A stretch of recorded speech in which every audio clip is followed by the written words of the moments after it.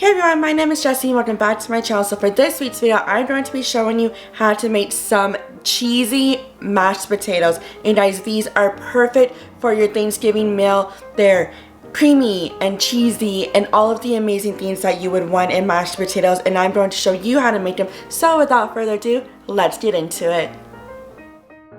Okay, so the first thing we are going to do is just peel my potatoes, and you can skip this step if you want, but I just like my potatoes peeled.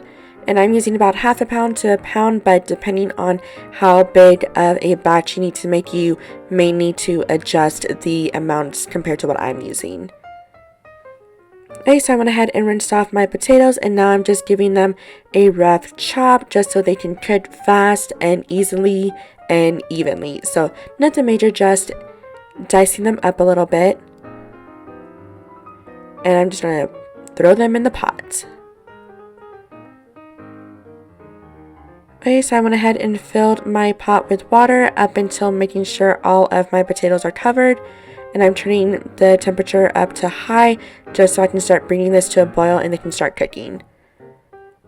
Okay, so it's been about 15 minutes, and I'm just going to do the fork test. And so if a fork can go through them with no resistance, they are ready. And as you can tell, they are, so they look really good and they're ready. And so I'm just going to turn off the heat and drain all of the water. Okay, and so now I'm just going to take a potato masher and start mashing up my papas until they're nice and crumbly bits, but depending on if you like it chunky or smooth, however you prefer. And I'm just seasoning it with some salt and pepper. And then I'm taking some mayonnaise. I'm using about half a cup to a cup, and then basically the mayonnaise adds moisture and it makes it nice and creamy and delicious. And I'm adding a couple tablespoons of butter, about 1/4 to half a cup of milk, and I'm using a cheese blend of Colby, Jack, and Monterey.